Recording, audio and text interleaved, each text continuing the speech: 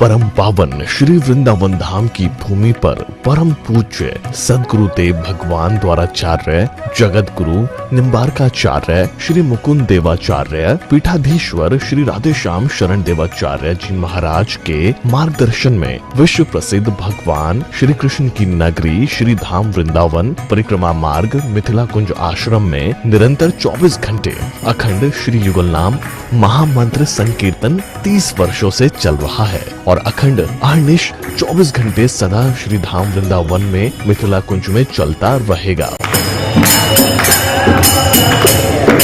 आज विश्व भर में अनेकों मंदिर हैं, किंतु भागवत का कोई मंदिर नहीं है।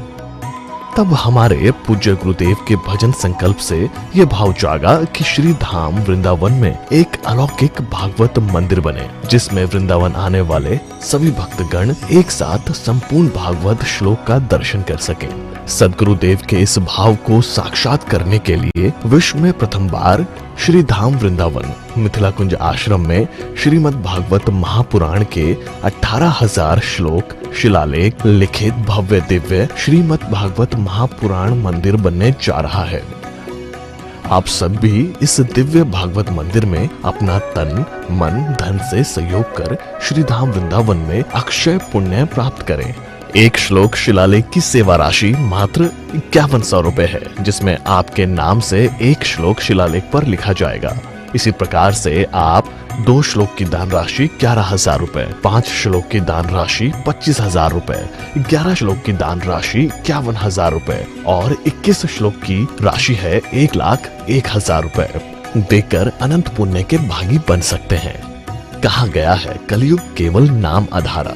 हम सब भी श्री धाम वृंदावन में अपने नाम से या अपने पूर्वजों के नाम से या घर में समस्त विघ्न बाधाओं को दूर करने के लिए श्री धाम वृंदावन में अखंड संकीर्तन कराने का अलौकिक पुण्य प्राप्त कर सकते हैं। साथ ही आपके द्वारा प्रदान किया गया सेवा राशि से हरि नाम संकीर्तन के साथ साथ संतों का भोजन एवं गौ माता के लिए गौग्रास समर्पित किया जाएगा।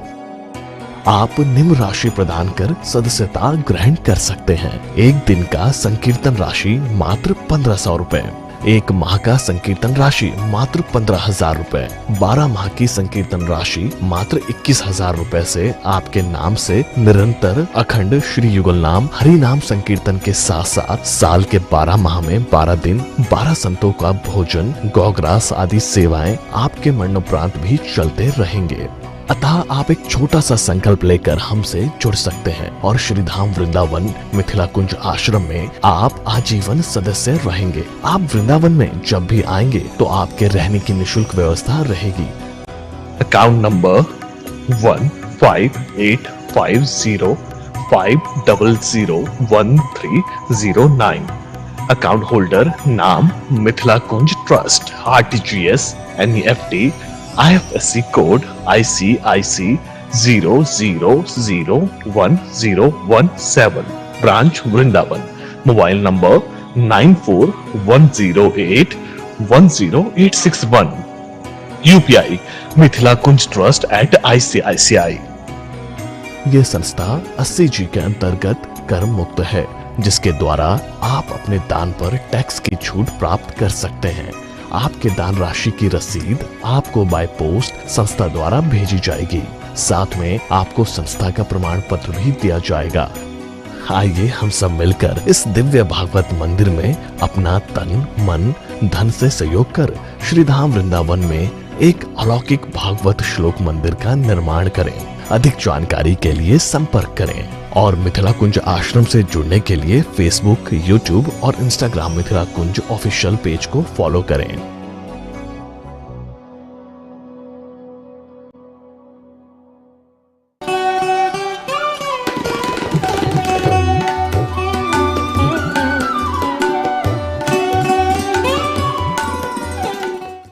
जय जय श्री राधे श्याम नाम महाराज की जय।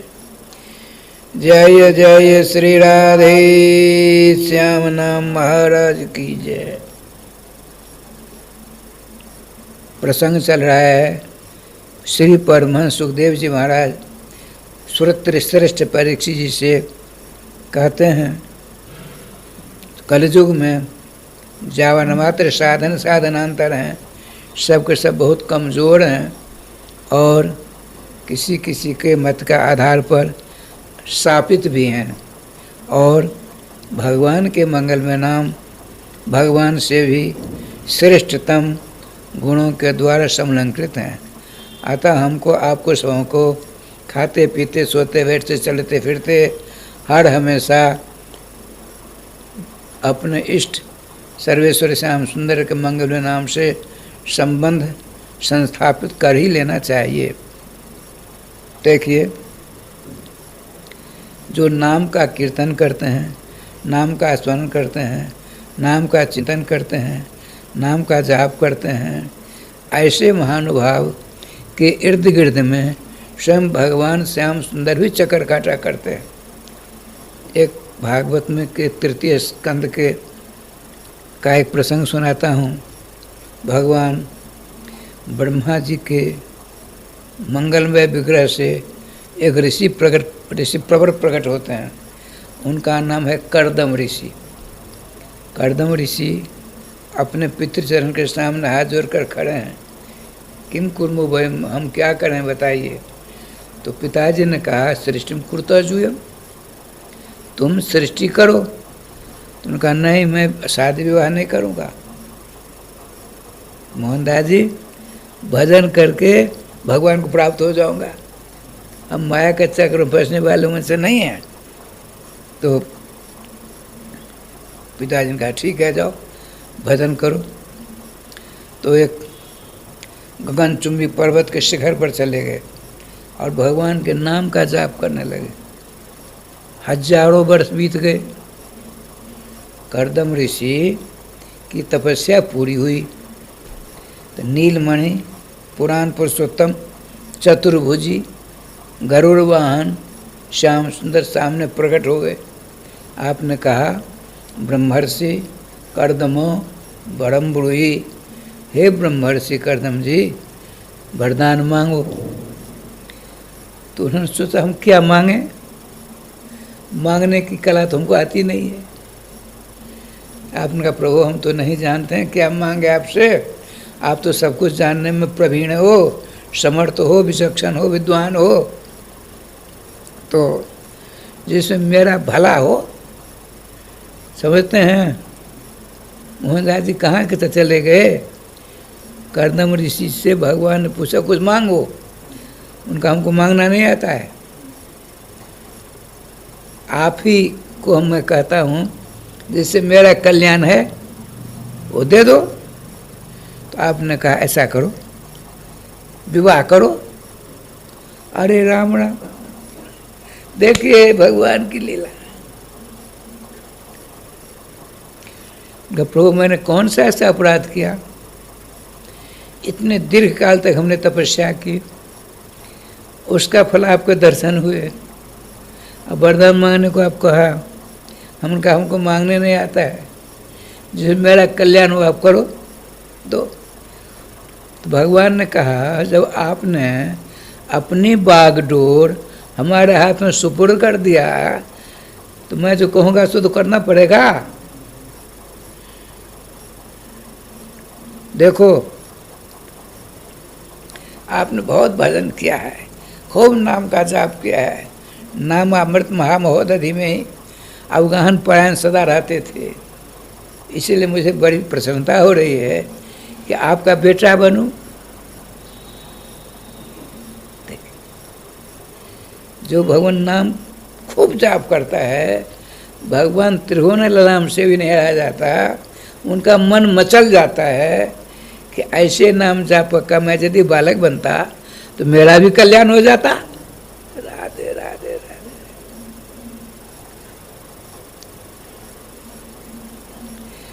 तब भगवान का नाम का सहारा लिया कर्दम ऋषि जी ने।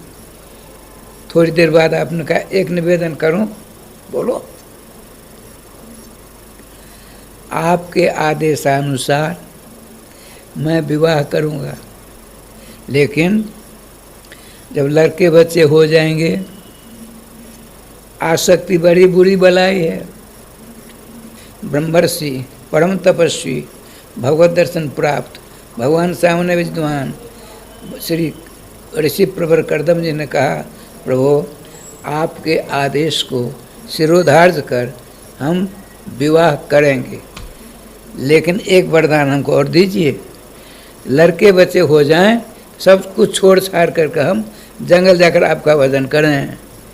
गृहस्थी दुख मूर, घर गृहस्थी की आसक्ति, गाड़ी घोड़े की आसक्ति, मान प्रतिष्ठा जश की आसक्ति, इस लोक से परलोक की समस्त वैभवों की आसक्ति, ये दुख का कारण है, दुख की जड़ है।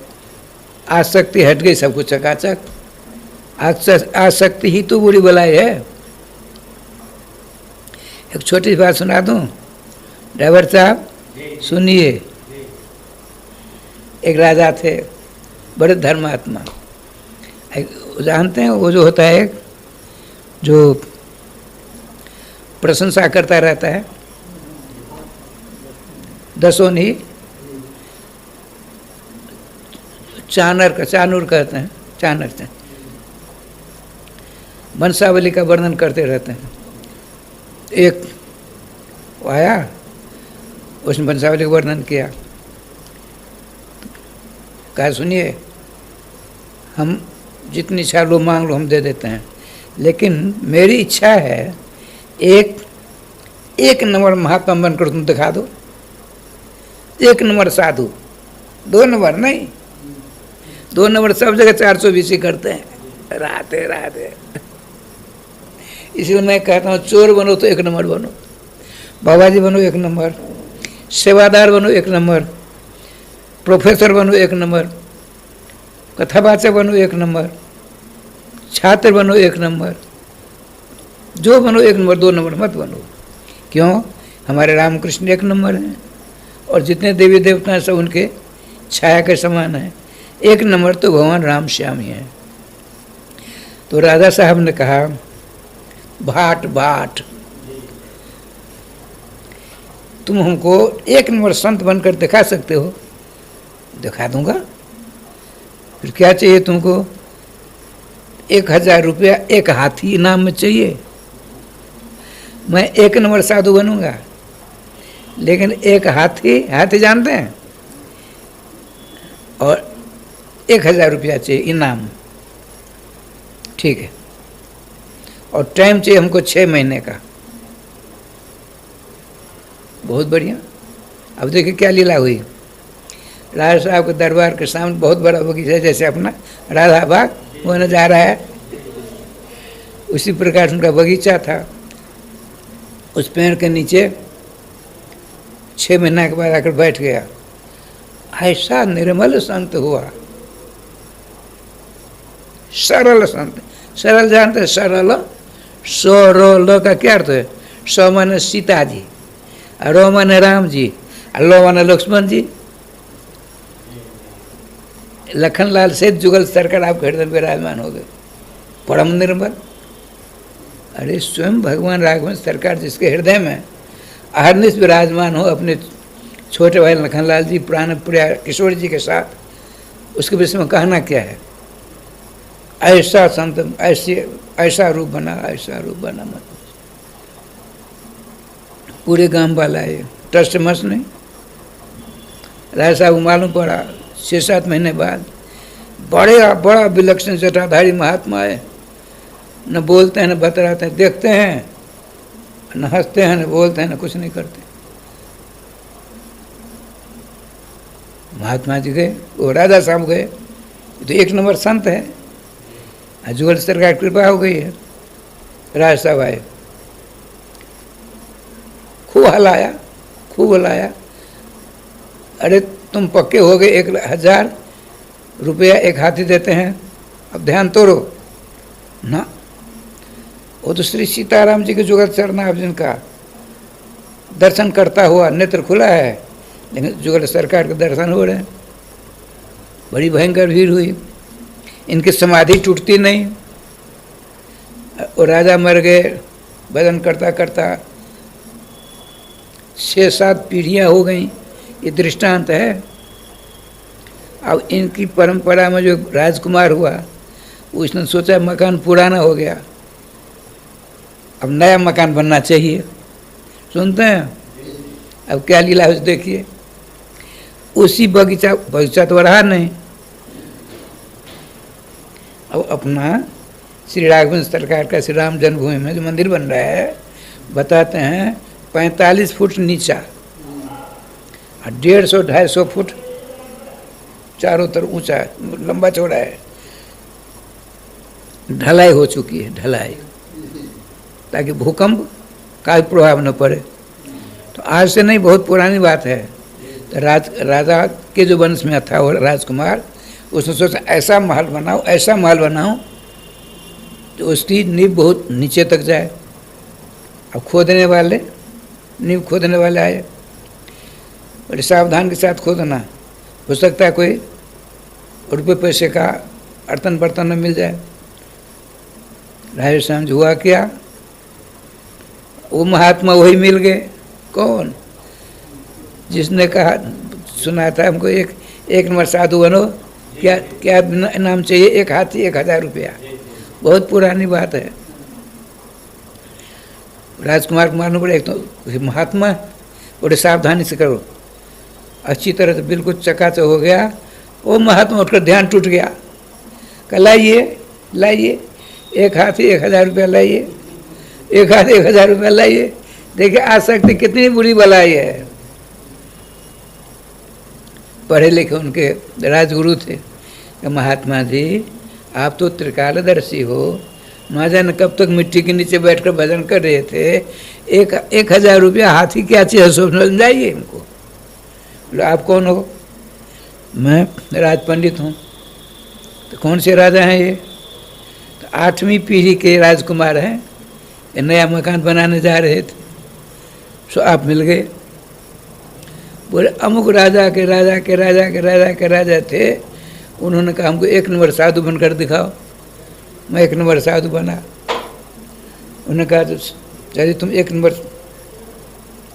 परीक्षा में पास हो जाओगे तो क्या चाहिए तुमको? हमने कहा एक हाथी और 1000 रुपया।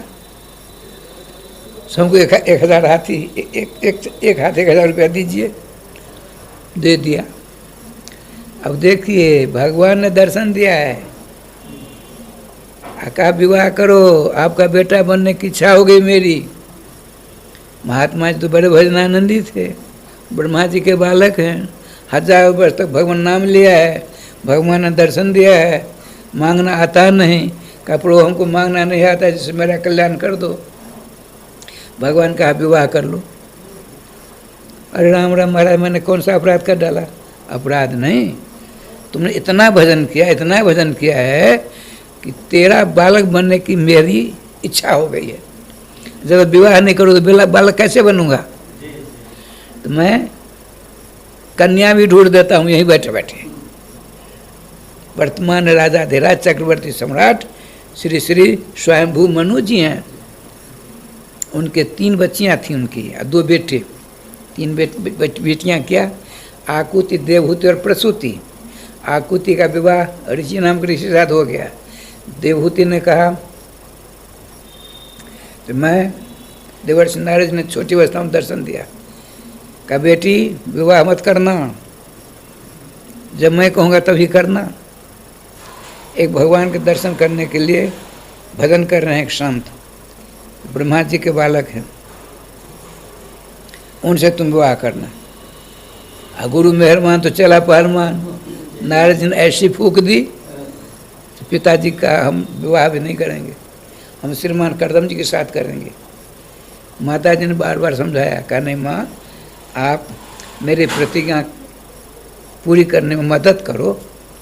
अब छोटी बेटी का नाम है प्रसूति, उसका विवाह हो गया ब्रह्मपुत्र दक्ष प्रजापति के साथ, दक्ष के साथ, ठीक है।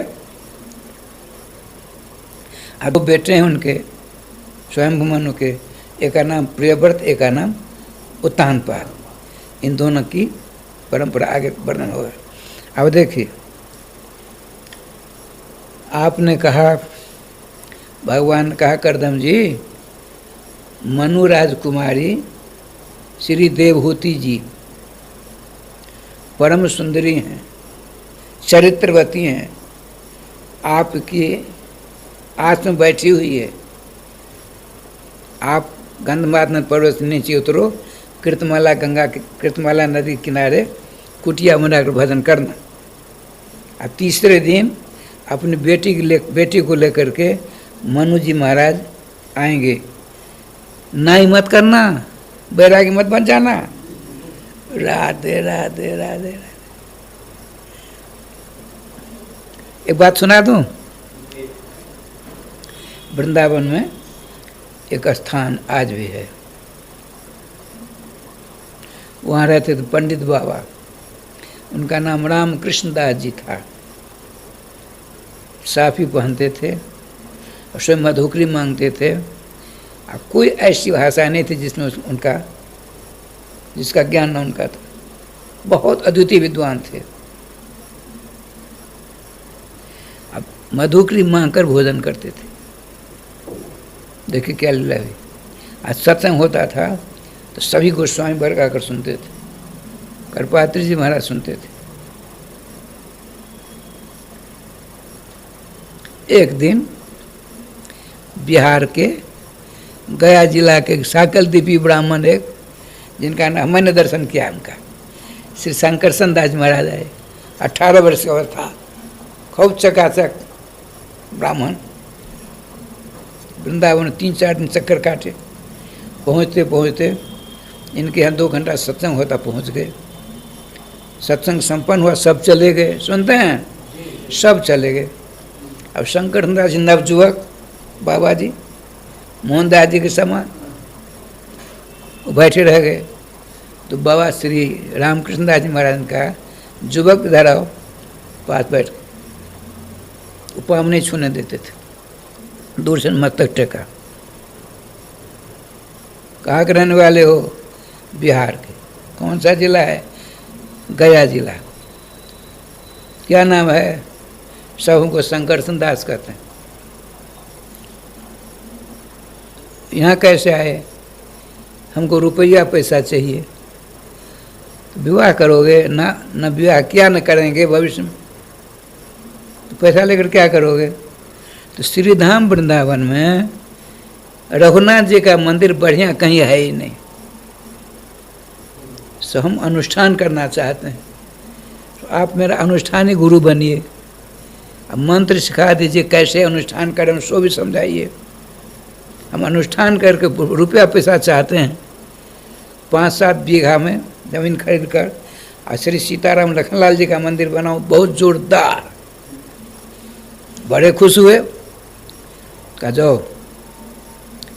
अमुक दिन स्नान करके आना।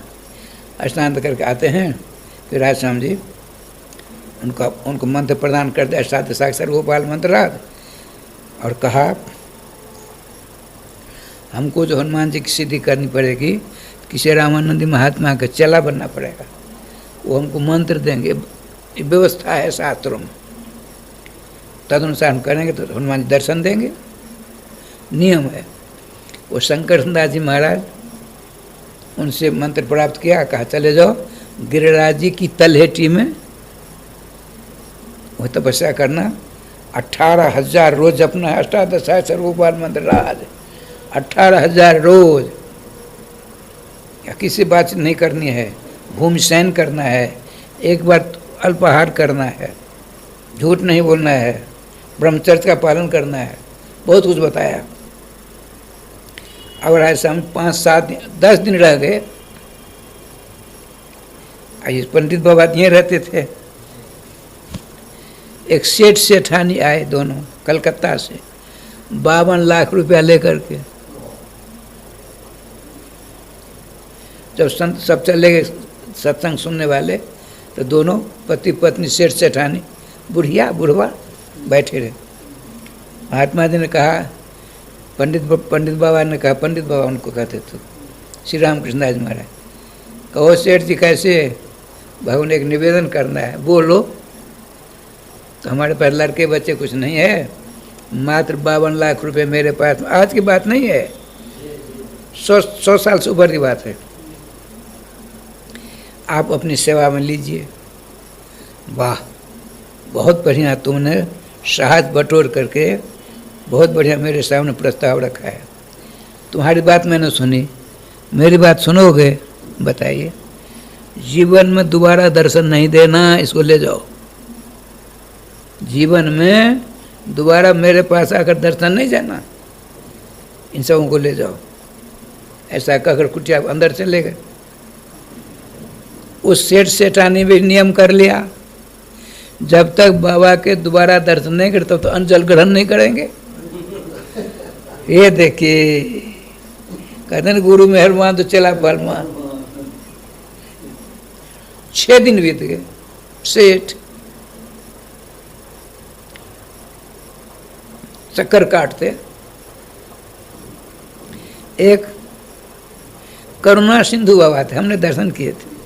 करुणा सिंधु बाबा, वहाँ गए, सारी बात बताई। देखो मैं उपाय बता देता हूँ। उनके बगल में भागवत निवास, आज भी भागवत निवास, उसमें एक महात्मा रहते हैं कृपा सिंधु बाबा। करुणा सिंधु बाबा कृपा सिंधु का पता बताते हैं, और कृपा सिंधु बाबा पंडित बाबा की सेवा में रहते हैं। पंडित बाबा की सेवा में जो रहते हैं उनको, उनके चरण पकड़ लेना, सारी व्यवस्था हो जाएगी। सुनते हैं? दोनों को दोनों जैसे तैसे, मुंह सूखा है, अन्न जल ग्रहण छोड़ दिया है। आज छठवां दिन है, मर जाना चाहिए था, लेकिन राधा रानी को तो कुछ और लीला करानी थी। जो ही 8 बजे भजन पूजन करके भागवत निवास से निकलते हैं, पंडित बाबा के पास जाना चाहते हैं। बस करुणा सिंधु बाबा की कृपा थी, उनके चरण पकड़ सेठ जी रोने लगे। कृपा सिंधु जी ने देखा ये तो वही सेठ है। बाबा ने कहा तो दर्शन नहीं देना। सेठ जी क्या बात है, मुँह आवाज़ नहीं निकल रही थी, रोने लगा। करुणा कृपा सिंधु बाबा हृदय में दया आ गई। क्या बात है सेठ, सही से बता। तो बाबा ने कहा उस दिन आप तो थे, मैंने नियम ले लिया है, जब तक बाबा के दर्शन नहीं होंगे तब तो अन्न जल ग्रहण नहीं करूँगा। आज छठवां दिन है। करुणा सिंधु बाबा ने हमसे कहा आपकी चरण पकड़ लो, आप व्यवस्था करो। अच्छा ठीक है, जब महात्मा जी ने तुमको मेरे पास भेजा है तो कृपा अवश्य होगी। पहुँचे। कृपा सिंधु बाबा पंडित बाबा की सेवा में रहा करते थे। अभी जाते हैं, उनके चरण पर फूट फूट कर रोने लगे। पंडित बाबा ने कहा कृपा सिंधु, ग्वाल वालों ने सेवा किया है क्या? ग्वाल वाल सेवा मैंने ग्वाल वालों ने मारा पीटा है, बोलते ही नहीं, चरण पकड़े हुए हैं। पंडित बाबा ने कहा बात क्या बता? प्रभु आपका तो अवतार हुआ है जागतिक जीवों के कल्याण के लिए, आपके दर्शन के बिना 2 जीव मर रहे हैं। सारी बात बता दी। बोलो बोलो। अरे जिसके ऊपर कृपा सिंधु की कृपा हो गई उसका कल्याण तो होकर रहेगा। पंडित बाबा ने कहा तुम्हारी कृपा उन दोनों के ऊपर हो गई, बुलाओ बुलाओ बुलाओ। दोनों आए। पंडित बाबा बैठे, उनके चरणों नमस्कार किया दूर से। वो थैला रखा हुआ है 52 लाख का, तुमने 6 दिन उसको उसने खाया पिया है। कृपा सिंधु देखो, मिट्टी के नीचे रोटी का टुकड़ा गड़ा हुआ है, मांगते थे ना बच जाता उसको मिट्टी में गेर देते, उसी को कभी कभी खा लेते थे। नमक में कुछ नहीं, और पानी से धो दिया, मिट्टी के नीचे गड़ा हुआ था टुकड़ा रोटी का, और जल दिया। कहा सेठ जी टुकड़ा कर लो दोनों आधा आधा, पानी भिगो भिगो कर खा लो। राते राते ये इसका नाम है कृपा। ड्राइवर साहब अब देखिए क्या लीला हुई, जब खा पी लिया मुंह हरा हो गया, बोलने की क्षमता हुई। क्या चाहते हो? भगवान आपने कृपा करके दर्शन दिया, आपको दर्शन हुए इसलिए मैंने जलपान भी कर लिया। अब इसको क्या करें सो आप ही बताइए। हाँ ठीक है, इसी को प्राप्त करने के लिए एक बाबा, बिहारी बाबा है, वो तपस्या कर रहा है। अब परसों तरसों उसका पूरा होने वाला है उसकी तपस्या, उसी को दे देना, तुम्हारी संपत्ति का सदुपयोग हो जाएगा, विशाल मंदिर बनेगा रघुनाथ जी का। जाओ। अब पूछे कहाँ से आए हो, मेरा नाम ले लेना। वो गए वहाँ, अनुष्ठान कल समाप्त होगा। चरणों में प्रणाम किया। कौन हो, सारी बात बताई। हमको पंडित भगवान आपकी सेवा में भेजा है। फिर 52 लाख रुपये लीजिए। तो कल संपन्न हुआ अनुष्ठान। ठाकुर जी के पास बड़े आनंद के साथ थोड़ा भोज भंडारा कर दिया। फिर वृंदावन आते हैं। 6 बीघा जमीन खरीदी जगन्नाथ घाट के बगल में। राम बाग नाम है आज भी। हाथी हमने देखा, हाथी भी था। और शंकर दास महाराज बूढ़े हो गए। बिहार में तो भाई भतीजा चक्कर है। भाई भतीजा का बड़ा खतरनाक व्यवहार है बिहार में। उन्होंने अपने भतीजा को महंत बना दिया। खटपट न जाने क्या क्या चलने दीजिए। कहने का तात्पर्य, आसक्ति बड़ी खतरनाक है। भगवान दर्शन देकर चले जाते हैं। करदम ऋषि गंधमादन पर्वत से नीचे उतरते हैं। कृतमाला गंगा के किनारे छोटी सी झोपड़ी बनाई, तो रहना पड़ेगा ना। आज तीसरा दिन है। रथ पर बैठ करके अपार संपत्ति साथ में लेकर के श्रीमान स्वयंभू मनु अपनी बीच की बेटी, जिसका नाम था देवहूति, अपनी पत्नी शत्रुपा, तीनों आते हैं। दूर से देखते हैं झोपड़ी है। झोपड़ी के बाहर महात्मा जी मात नंगोटी पहनी हुई है, भजन कर रहे हैं। और रथ को दूर में रख दिया। ठाकुर जी कृपा देखिए, श्रीमान मनु जी महाराज ने देखा महात्मा जी भजनानंदी हैं, यदि मैं आगे रथ को ले जाऊंगा तो रथ की घड़घड़ाहट से उनके भजन में विघ्न पहुंचेगा, तो मैं अपराधी हो जाऊंगा, सांप न लग जाए। इसे दूर से में रथ से नीचे उतरकर आप आगे, बेटी बीच में, पत्नी पीछे, आते आते यहाँ आते हैं। महात्मा जी के चरणों प्रणाम कर दे। चक्रवर्ती सम्राट हैं, नवोटी पहनने वाला बाबा जी है। सम्राट में चरणों में मस्तक रखते हैं। उनकी पत्नी, उनकी बेटी ने सबने नमस्कार प्रणाम किया। और सब जानते हैं बाबा जी। कहते राजन कैसे आए, ये देखो देखो लीला। उन्होंने सारी बात बताई कि मेरी 5 संतान हैं, 2 बेटे 3 बेटियां। ये बीच की बेटी है, इसका नाम है देवहूति। इसने अपने गुरुदेवर जी से आपकी महिमा सुनकर नियम बना रखा है, नियम ले रखा है, विवाह करूंगी तो आपसे करूँ, नहीं तो नहीं करूँगी, तुम्हारी रहूँगी। कृपा निधान, आपने तपस्या के द्वारा भगवत दर्शन प्राप्त कर लिए। अब भगवान का भी आदेश आपको मिला है, मेरी बेटी को स्वीकार करें, ना ही मत कर देना। तो करदम जी ने क्या कहा, मैं आपकी बेटी के विषय में जानता हूँ। ये जब थोड़ी बड़ी हुई तो आपकी छत के ऊपर गेंद खेल रही थी, यूँ कर रही थी। तो इस सर से कपड़ा नीचे उतर गया। तो गंधर्वों का राजा था विश्वावसु, उन दिनों में कहीं जा रहा था, इसके सौंदर्य को देखकर मूर्छित होकर नीचे गिर पड़ा हुआ। देवहूति जी कि सर से कपड़ा नीचे उतरा, तो इनका जो सौंदर्य जो ऐसा छिटका। गंधर्व सबसे सुंदर होते हैं, गंधर्व का राजा और सबसे ज़्यादा सुंदर होते हैं। वो इनके सौंदर्य को देखकर मूर्छित होकर नीचे गिर पड़े। मैं आपकी बेटी से विवाह करना स्वीकार करता हूँ, आपकी बेटी को, लेकिन एक शर्त है। क्या शर्त? सो इनसे पूछ लो अपनी बेटी से। यदि मेरी पर शर्त स्वीकार है तो मैं भी तैयार। क्या? तो लड़के बच्चे होने के बाद मैं सब कुछ छोड़ छाड़ कर बाबा जी को वृंदा चला जाऊँगा भजन करने के लिए। यदि मान स्वीकार करते तो मैं तैयार हूँ। नारद जी ने पहले कह दिया था, बड़े शक्तिशाली महात्मा हैं, भजनानंदी हैं, भगवान को भी अपने अधीन कर रखा है, जो वो कहें स्वीकार कर लेना, अगर तो मगर पढ़ो तो नहीं छोड़ देना, फिर गोविंदा नवो नवो हो जाएगा। उन्होंने कहा, भगवान मैं आपके चरणों की दासी हूँ, आपकी जो जब इच्छा हो करना, मुझे अपने चरणों की दासी बना लो। अब देखिए स्वयं भगवान आदि राजा स्वयं मनु ने पानी घन संस्कार कराया, सब कुछ हो गया, ठीक है।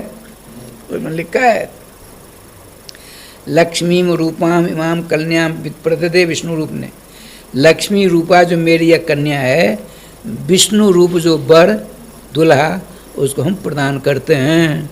तो लक्ष्मी नारायण का हो गया ना दर्शन, बड़ा बढ़िया। अब आप अपार संपत्ति लाए थे, हीरा जवाहर मणिमुक्ता आदि आपने दे दिया। आपने कहा देखो भाई, हम इसको लेकर क्या करेंगे, चोर चुहार चले आएंगे, परेशान करेंगे आए दिन, ले जाओ इनको, हमको ये सब नहीं चाहिए। आपने कहा, मनु जी क्या कहते हैं सो सुनिए। मनु जी ने कहा, हे भगवान, हे जमाई राजा, आपको कुछ नहीं चाहिए, मेरी बेटी राजकुमारी है, इसको मैं सारी संपत्ति देता हूँ। करदम जी ने कहा, अच्छा तुमने दान करके मुझको दे दिया, फिर भी यह बेटी तुम्हारी रह गई, तो ऐसा दान हमको नहीं चाहिए। राधे राधे राधे। दान शब्द का अर्थ होता है, जैसी घड़ी है, आपने उनको घड़ी दिया, तो इस पर जो आपका अधिकार था हमको दिया, तो सारा अधिकार हमको मिल गया ना। ये तो नहीं थोड़ी देर आपके पास, थोड़ी देर मेरे पास, तो दान नहीं होगा। दान शब्द का स्वसत्व निवृत्त पूर्वकम परसत्व संस्थापनम दानम। आप किसी को जो वस्तु देते हो, आपका 16 आना अधिकार है। अब सारा अधिकार आपने जिसको दिया उसका हो गया, आपके पास उसके विषय में अधिकार 0 हो गया।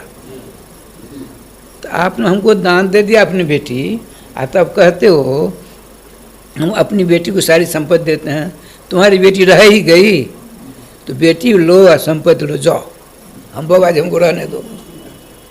महात्मा उन दिनों के महात्मा हैं, ठाकुर जी कृपा से राय जी, राजा धीराज चक्रवर्ती सम्राट राजराजेश्वर श्री श्री स्वयंभू मनु ने चरणों पर गिरकर प्रार्थना की, प्रभु हमसे भूल हो गई, अपराध हो गया, अब क्षमा करो, मेरी बेटी नहीं रही, अब आपकी संपत्ति हुई, ये संपत्ति आप नहीं लेना चाहते हैं, ठीक है। राजा साहब ले जाते हैं, बाहर सबको दे देते हैं, जय गोपाल जी। अब देखिए,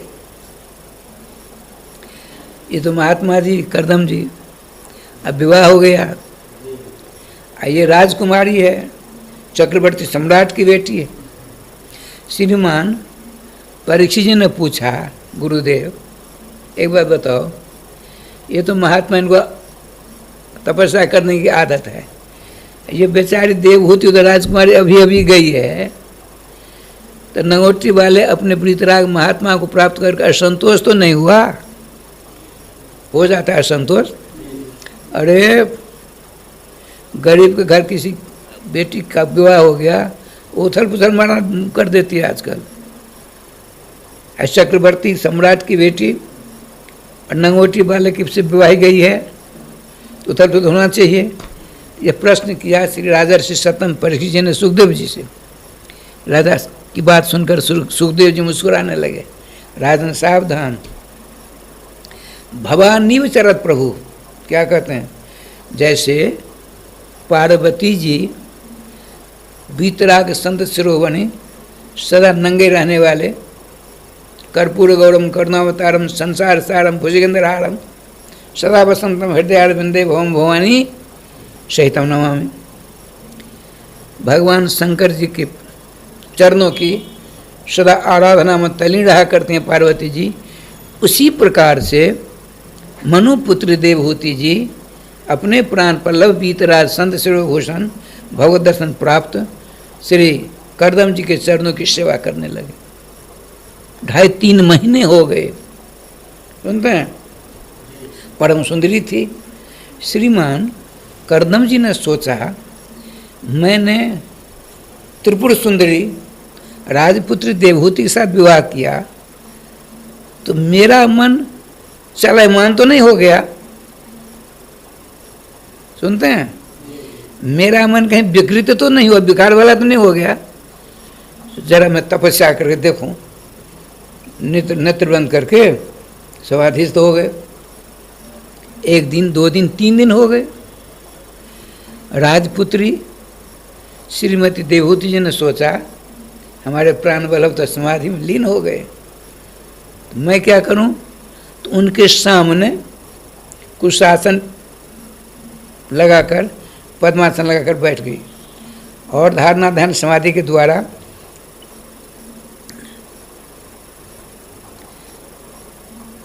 अपने हृदय की कमल की कर्णिका की केसर के ऊपर सामने बैठे तपस्या में लीन गुरु पतिदेव श्री करदम जी की छवि, मूर्ति, विग्रह को अपने हृदय में रख लिया और उनके चरणों का ध्यान कर रही हैं। समझ में बात आई? परम तपस्वी करदम जी अपने मन की परीक्षा करने के लिए तपस्या कर रहे हैं। परम सुंदरी पत्नी को प्राप्त कर मेरा मन चंचल तो नहीं हो गया। जब 3 दिन हो गए थे, इनकी पत्नी ने सोचा, ये तो परम तपस्वी वीतरागी हैं, तपस्या में लगे हैं, तो हम क्या करें? तो उन्हीं के सामने बैठ जाती हैं और उनकी छवि को अपने हृदय में रखकर उनका ध्यान कर रही हैं। नेत्र बंद है। 10,000 वर्ष बीत गए। इनको तो तपस्या करने की आदत, उनको तपस्या करने की आदत नहीं है, लेकिन पतिव्रता है। इनके बालक भगवान बनने जा रहे हैं, आ रहे हैं।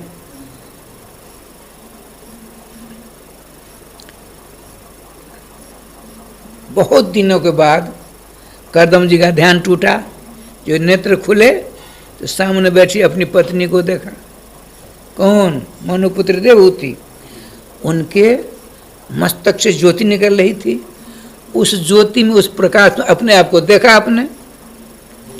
करदम जी महाराज अपनी पत्नी की तपस्या के द्वारा जो प्रकाश निकल रहा है, उस प्रकाश में करदम जी ने अपने आप को देखा।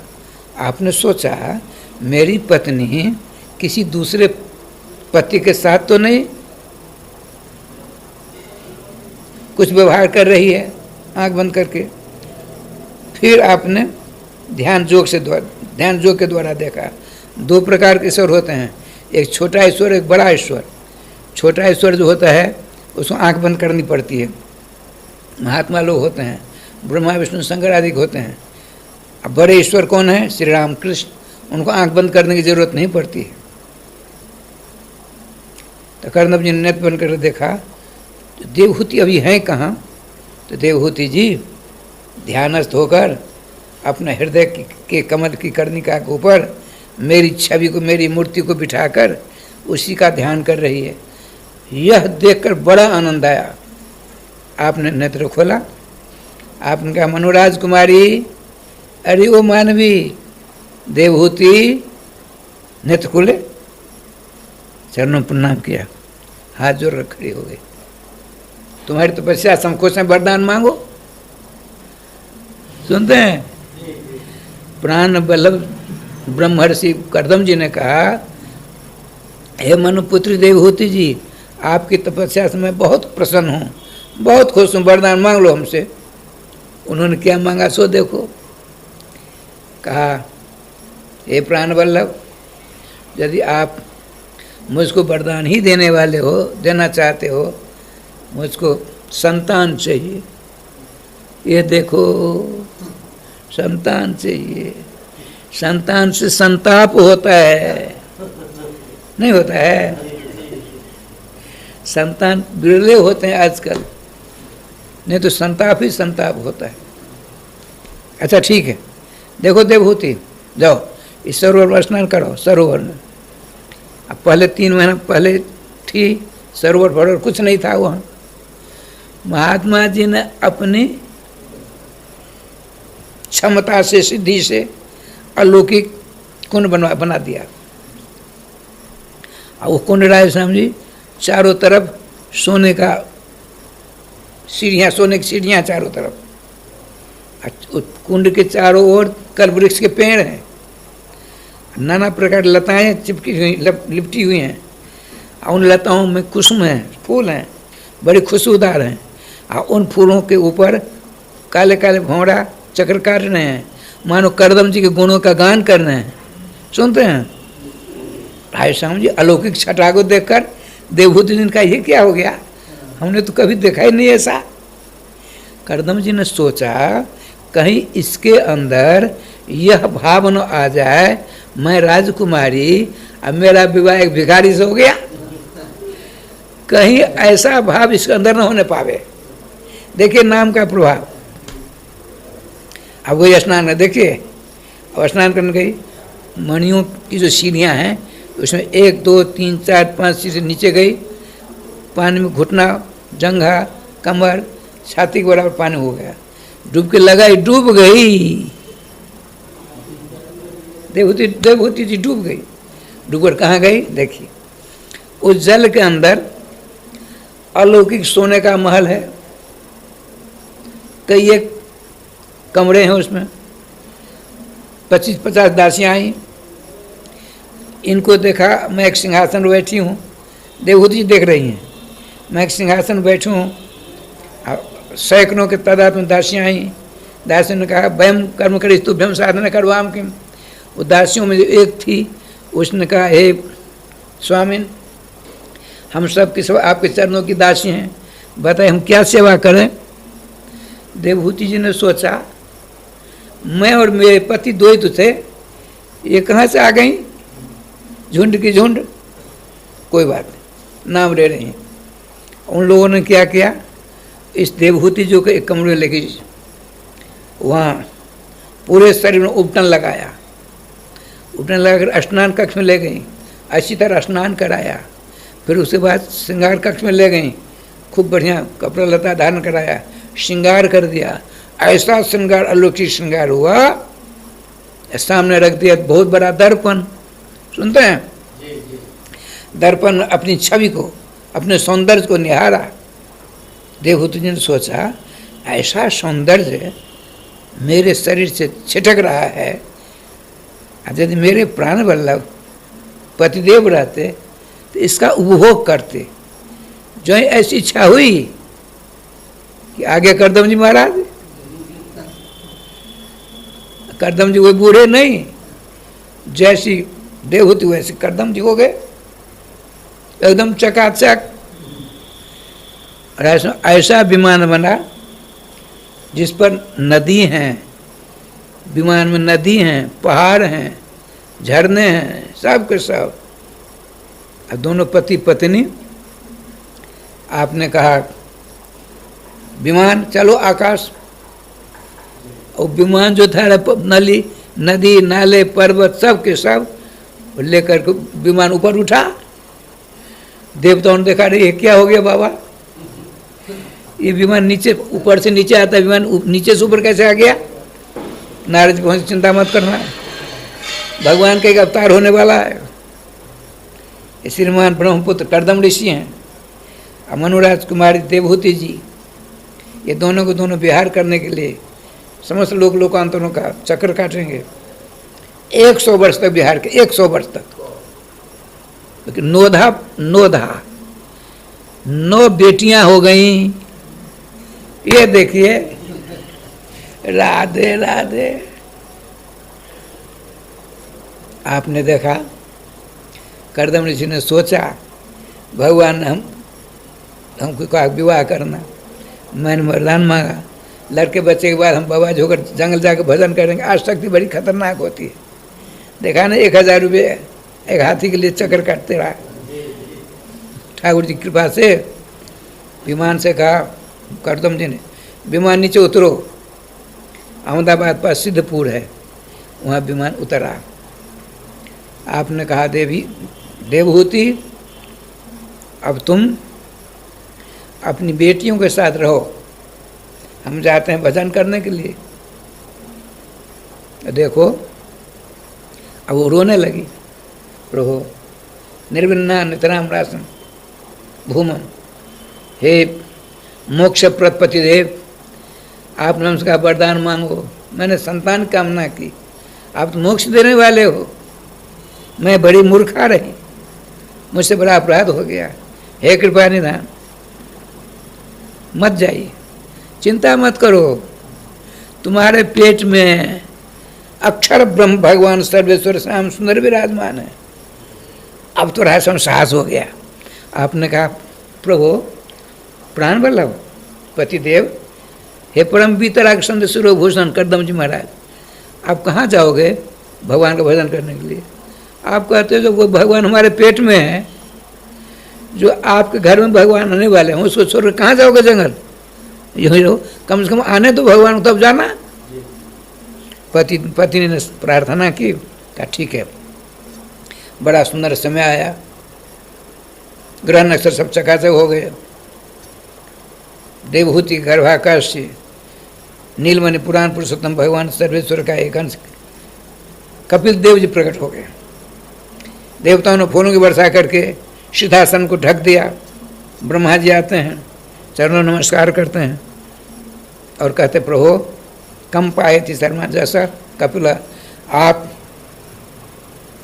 सुंदर सदुपदेश के द्वारा संसार के बंधन को काटने वाले हो गए, सांख्य शास्त्र आचार्य हो गए, हम आपके चरणों नमस्कार करते हैं। ऐसा कहकर आपने ऋषि प्रवर करदम जी पुत्र वधु देवहूति जी से कहा चिंता मत करना, सारी शंकाओं का समाधान इनसे कराते रहना। नमस्कार ब्रह्मा जी गए। अब भगवान श्री कपिल देव जी की 4 परिक्रमा करते हैं, करदम जी नमस्कार करते चलने लगे। भगवान ने कहा ऋषिवर कहाँ जा रहे हो? प्रभु हमने वरदान मांगा था, लड़के बच्चे होने के बाद आसक्ति बड़ी बुरी बलाई है। मैं अपना उदाहरण दे रहा हूँ, बचपन का बाबा पढ़ा लिखा, 1 नंबर गुरुदेव, 1 नंबर धाम सम्राट वृंदावन, जुगल सरकार उपासना तत्व आता हो। देखिए बाबा जी का मंदिर बनने की कैसे आसक्ति, और फिर वहाँ प्रतीक वृंदावन में अखंड कीर्तन की आसक्ति हो गई नहीं हो गई। इसीलिए आपने आशीर्वाद ठीक है। तो अब आगे हमारे अपने घर में हम जाते हैं आपका भजन करने के लिए। जाओ, भगवान घर में हैं, आसक्ति न हो जाए, इसीलिए ऋषि प्रवर भगवान के पिताजी करदम जी जाते हैं जंगल में, भजन करते करते भगवत तत्व को प्राप्त हो जाते हैं। अच्छा, इसके बाद कथा कल होगी, 2 बार नाम लीजिए। श्री वृंदावन बिहारी लाल की जय, श्री गुरुदेव भगवान की जय।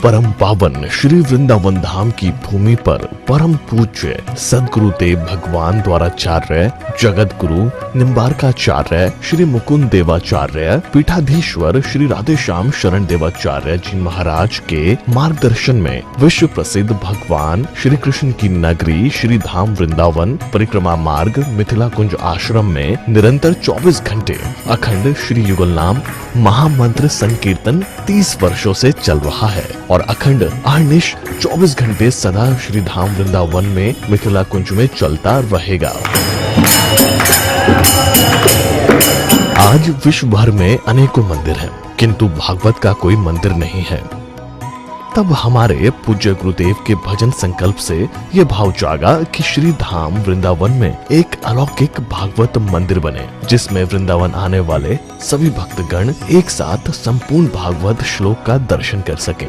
सदगुरुदेव के इस भाव को साक्षात करने के लिए विश्व में प्रथम बार श्री धाम वृंदावन मिथिला कुंज आश्रम में श्रीमद् भागवत महापुराण के 18,000 श्लोक शिलालेख लिखित भव्य दिव्य श्रीमद् भागवत महापुराण मंदिर बनने जा रहा है। आप सब भी इस दिव्य भागवत मंदिर में अपना तन मन धन से सहयोग कर श्री धाम वृंदावन में अक्षय पुण्य प्राप्त करें। एक श्लोक शिलालेख की सेवा राशि मात्र 5100 रुपए है, जिसमें आपके नाम से एक श्लोक शिलालेख पर लिखा जाएगा। इसी प्रकार से आप 2 श्लोक की दान राशि 11,000 रुपए, 5 श्लोक की दान राशि 25,000 रुपए, 11 श्लोक की दान राशि 51,000 रुपए और 21 श्लोक की राशि है 1,01,000 रुपए देकर अनंत पुण्य के भागी बन सकते हैं। कहा गया है कलयुग केवल नाम आधारा। हम सब भी श्री धाम वृंदावन में अपने नाम से या अपने पूर्वजों के नाम से या घर में समस्त विघ्न बाधाओं को दूर करने के लिए श्री धाम वृंदावन में अखंड संकीर्तन कराने का अलौकिक पुण्य प्राप्त कर सकते हैं। साथ ही आपके द्वारा प्रदान किया गया सेवा राशि से हरि नाम संकीर्तन के साथ साथ संतों का भोजन एवं गौ माता के लिए गौग्रास समर्पित किया जाएगा। आप निम्न राशि प्रदान कर सदस्यता ग्रहण कर सकते हैं। एक दिन का संकीर्तन राशि मात्र 1500 रुपए, एक माह का संकीर्तन राशि मात्र 15,000 रुपए, 12 माह की संकीर्तन राशि मात्र 21,000 रुपए से आपके नाम से निरंतर अखंड श्री युगल नाम हरि नाम संकीर्तन के साथ साथ साल के 12 माह में 12 दिन 12 संतों का भोजन गौग्रास आदि सेवाएं आपके मरणोपरांत भी चलते रहेंगे।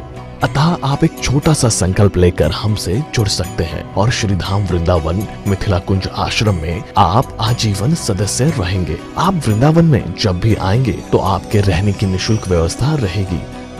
Account number 158505001309। अकाउंट होल्डर नाम Mithila Kunj trust, RTGS, NEFT, IFSC code ICIC 00011017। Branch Vrindavan. Mobile number 9410810861।